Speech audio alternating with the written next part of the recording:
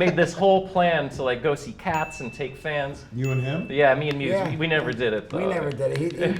He ignored my texts after that. Yeah.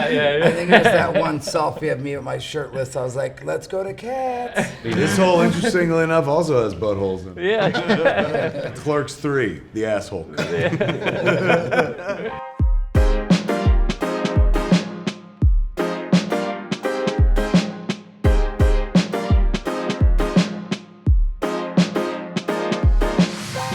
It is kind of funny though that like the year that Comic-Con comes back, you have something else to promote. You know, it's like you're planning it that way. No accident. Yeah, not at all. And even when Comic-Con wasn't happening, we had stuff going on. The key is to always have stuff going on, and sometimes pop culture lines up nicely where like the focus falls on you and people are like, oh, you're doing the thing, and then sometimes you kind of do it in relative obscurity. So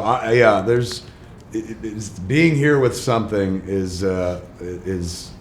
would have been either way, even if there was a con or not. There's always kind of something going on. Yeah. Well, I mean, especially for you. You know, you're just. Well, I'm desperate to remain relevant. I'm so fucking thirsty, as the internet says, for relevancy that I have to create new shit all the time. Otherwise, they're like, oh, he's that guy that did that thing once. So I've done that thing a number of times, including this. 3 times. This is the third iteration of Clerks. Well, watching the trailer, I mean, I haven't had the privilege of seeing it yet, but, you know, I'm a big fan, and I was a little surprised that I thought it would have been Dante that had the heart attack. And I only say that because... Whoa, bro. You're stressed, bro. You're stressed. Everybody's trying to be killing me. What's up? You're not even supposed to be here today. You're stressed out. You know what I mean? Like so. But I was glad that it didn't go in that direction because it kind of went against my expectations a little bit. And it's cool to see Randal in that like really like inspired mode. So was that ever something that crossed your mind? Oddly enough, no. Like it never occurred to. I knew that I was going to use the heart attack as the storyline. When I fell upon that idea, I was like, oh, perfect. But it always seemed like a Randal thing to do, which is so strange because Dante is literally based on me. So figuratively, I've always been Dante. He's the way in to the Clerks stories, and that's because I used to work there. But, and it sounds weird to say, I just didn't think Dante would ever make a movie, which is weird because I was Dante and I did make a movie. But that's where me and the character really splits. And I always loved Clerks because it's kind of like my way to be like, let me check in on the life I might have had if everything hadn't worked out, so to speak, if I didn't become a filmmaker or something. So jumping back into that world, you would imagine, since Dante has always been kind of my way in, that he would be the one to make the movie. But for some reason, I could not get my head around that. I'm like, that just doesn't seem like a thing Dante would do. But that's in a weird way saying like, well, why would I ever make a movie? And I did. So it just felt more like Randal, particularly because Randal doesn't have as much. Like Dante had love and family and stuff like that, as we saw in the last movie. So here, like Randal kind of gets to step to the fore. And somebody who's going to pick up art late in life, which is kind of like what the movie's about, generally you do that once you're past responsibility or something.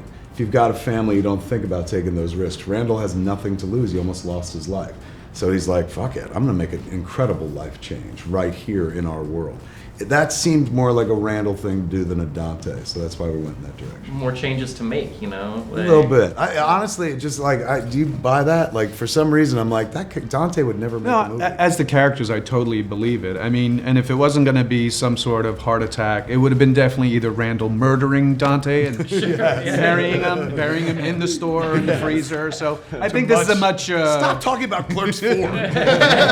Spoiler alert. Well, that means that would be next in your life. Because we'd have to base it on that. That's true. I got a call from my own life. I was like, well, now I deal with getting rid of that body. But I think, too, if Dante were making the movie, it would be a different movie. Yes. Like, Clerks is a Randal movie. Very much so. It would be a drama or something, some kind of love story. Yeah. Something real, something moving. What? He would remake The Notebook. Everybody knows that. My friend Sean, you know, our managing director, he's already seen the movie, and he came over with the ReelBlend podcast boys, him and Kevin and Jake, and watched the movie. They were supposed to watch it on like my big TV. I had my laptop plugged in, but the connection didn't work, so they wound up huddling around a laptop like this. And I was like, not the most ideal way to watch it. Like, bro, we watch movies on our phone. This is actually an upgrade. So yeah, they huddled around and watched it at my house. A weird. oddly stacking the deck, right? Like if you're watching it in the filmmaker's house, it's like, well, what'd you think? You're right. Naturally, they're like, oh, it was great. Thanks for not killing us in your house. No, They even when seem you to weren't like- around, they said they loved it. So And it's behind like- my back, that's a Right. good sign. Good sign. But again, you know, like your wife served them pizza. Like, how are you not gonna love it? You know? Look, if I could do that for everyone in America, we'd have a hit film. Yeah, exactly. Right. So little bit by bit. Man. But he's a View Askew universe geek too. You know, we talk about the connections and stuff and how much we've always loved that. He was talking about some appearances from like Litterbox Guy and just, you know, references to the first Clerks. He said it's like heavier than any of the other films with the references. So for you guys, was it wild to get all these like folks back together that you've almost like grown up with in this industry? It was like a lot of surreal moments in there where we were doing stuff that we did 30 years ago. And we're old, but it's weird when you look at it, and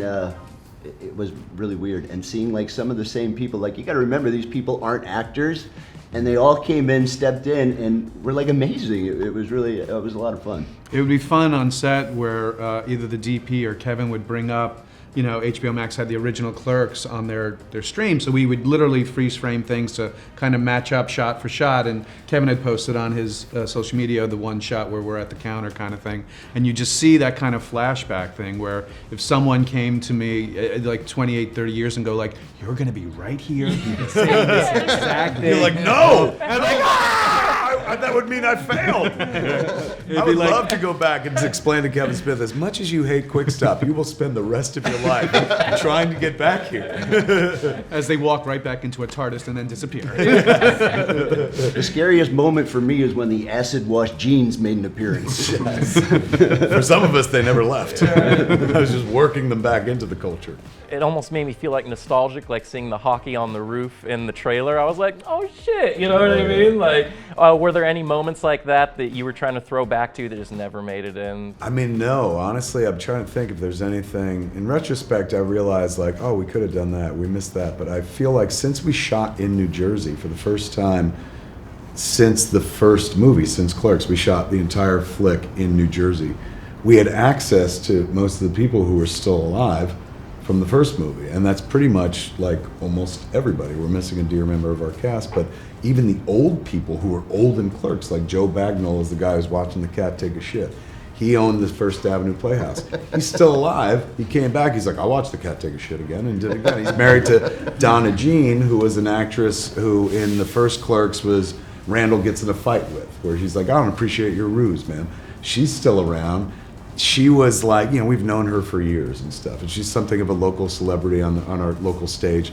And, you know, she's known primarily, of course, for being in Clerks, but in our world, she's known for being an incredible, impeccable Lucy impressionist. Oh, yeah. Yeah. She does Lucy, and she's done Lucy for years on stage and stuff. So when we were making the movie, I wrote a scene for her where she could play Lucy. And I gave it to her. I was like, she's like, what am I doing in Clerks 3? I was like, I think you'll be surprised. And she looked at it and she was like, no! And I was like, it's the role you've been preparing for your whole life. And it was even made better by the fact that since the boys in the movie are shooting their version of Clerks called Inconvenience, it's in black and white, her being Lucy in black and white, like, really fucking worked. Made her so damn happy, man. So we were very fortunate since we shot in our neck of the woods, where we all were the first time. A lot of those people came back, and that's what makes it even stronger when you're like, oh my god, we were able to score cool cameos that if we were in California shooting a movie we never would have went for. Like having your main cast, of course, that's important. If everybody sees them, they're like, all right, we're back in the same place. But then when you're fucking watching Clerks 3 and you're deep cut seeing people that you haven't seen for nearly 30 years since the first black and white movie, it really brings it home for you, man. It's this weird transference between viewer and film, where suddenly you're like, you know, you're experiencing the movie as like, I've watched these people grow up, and then you put it into your own perspective where you're like, wait, these people have been a part of my life for this many years, and if they're old, that means I'm fucking old too. And suddenly you start thinking about your own mortality. That's the promise of Clerks 3. That's how I feel, you know? Like, I'm like, wait, how old am I? Like, I remember I started playing NHL 94 because of Mallrats, you know what I mean? Like, little things like that. World. And then I look back on it and I'm like, how long ago was 94? Mewes, I was wondering, there's a whole bit in the new movie where you're camera shy when it comes to your dancing. And given the meta quality of Kevin's writing, I was wondering if there was a true element to that. Yeah, oh yeah. That really happened. Like me asking people to go inside and not watch me, or go out if we were filming inside. I was super nervous in front of the camera when we filmed Clerks. Like, even though, and I was playing myself, but it was super. I don't know. And even I feel like even during Mallrats, like the next movie we did, I started warming up, but I still was nervous. And then even in like doing interviews, it took years for me to get comfortable in front of the camera and making films. Doing the same interviews. exact shit you do when a camera's not relaxed. That's why I always thought, I was like, I gave him the script on Clerks. I was like, yeah, look, man, I think you'd be great in this. He's like, I don't know if I could do this. I was like, it's you. It's literally all the shit that you say. He's like, well, I hear you say, I say snoochie boochies. Why would I say that? I was like, why do you say that? This is our chance to figure this out. Well, even when I auditioned, you had me audition for Jay just in case Jay couldn't play Jay. That's true. Would have been a completely different movie. It was weird. I don't know. Again, I don't know why when we started filming, like all of a sudden Kevin would say action, the camera would be on me, and I'd be like, snooch to the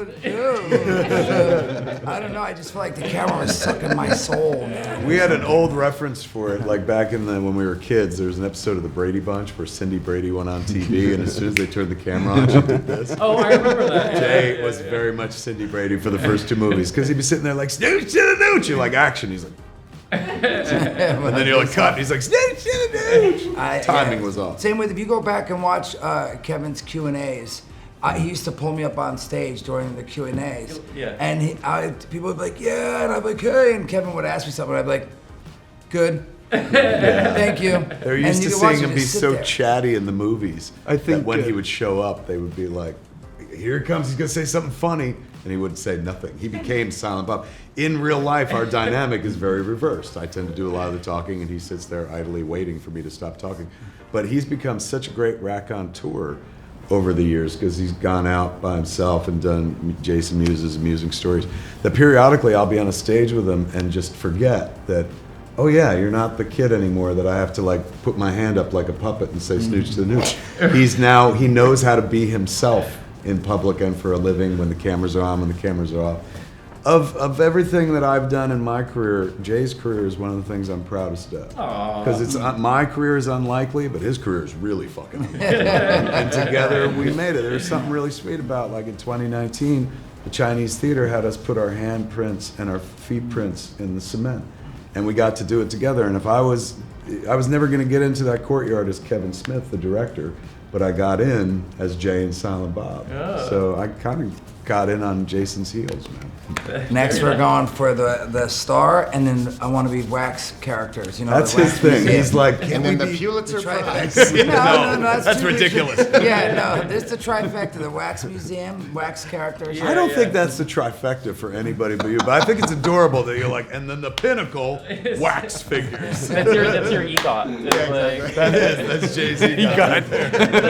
that was the root of the question, to be honest, was, I used to love An Evening with Kevin Smith when that first came out, because we get to see like a different side of you guys. You were talking, I was like, what the fuck, you know what I mean? And then Jason comes out and sits in the chair and not really talking that much. Yeah.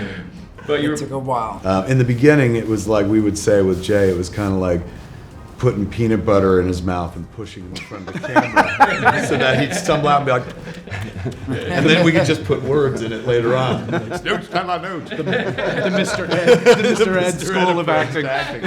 But to watch him evolve as a performer and like find his own power and strength, like it's incredible. There are times we do a lot of shows together, him and I, and periodically we'll be in concert together, not playing music, but on a show. Like we did a podcast together last night, Jay and Silent Bob Good Old. And he said something that legitimately I had no idea he was going to say, and it came out of fucking left field. What was the fucking piece about? Oh, where he's like, he's like, sometimes, like I'm at Comic-Con and I see somebody, and I'm like, oh my God, I know that person. And then I realized I just saw him at an AA meeting. And I was like, that's fucking wonderful. Oh my God, I couldn't write a joke that good. It's a classic Mewes right there. It's true though. I see, because you see people like walking around. I'm like, I think that person's famous. I think she's on that show. Oh no, she's from Miami.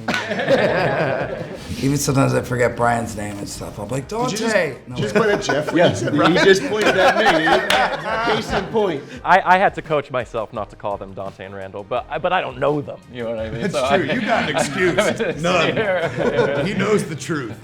Well, Brian, you in the last Clerks and Clerks II, you were kind of doing the will they, won't they with Rosario's character, and now you're like developing a life. And our managing director was telling me that there's like some really beautiful scenes in the new movie between the two of you. Yeah. And so, what was it like, the difference in tackling that in 2 and the way that it's evolved for number 3?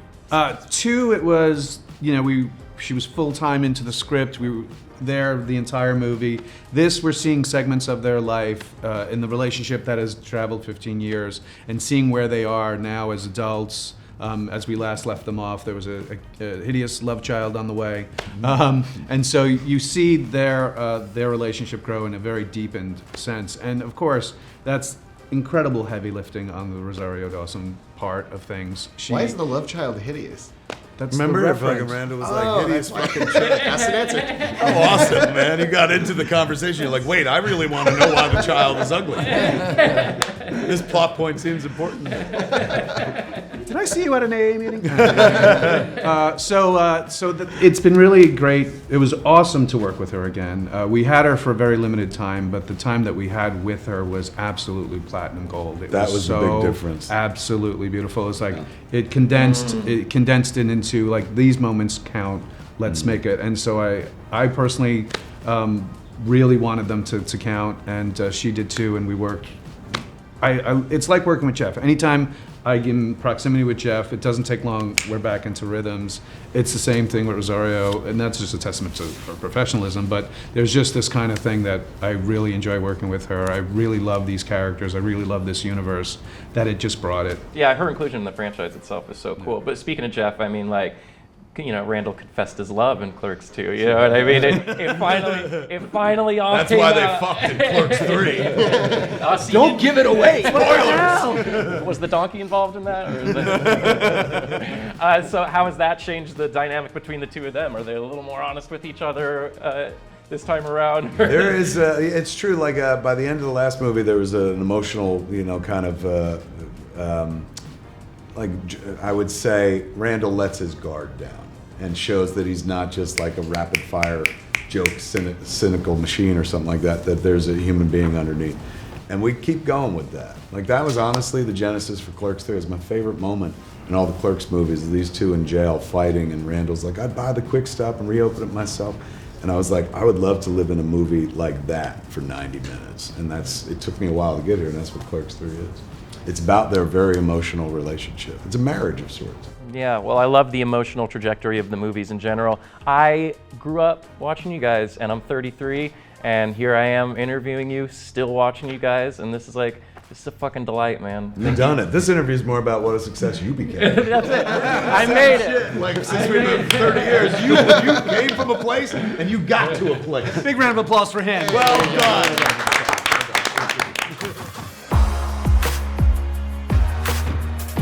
Yeah, I talked to your daughter last time. That was a delight. It was funny because I mostly just asked her about you because we hadn't met yet. Oh, let me tell you, she loves that. She loves when people are like, so Kevin Smith's your dad? She's like, Forrest. Yes. But really, thank you so much.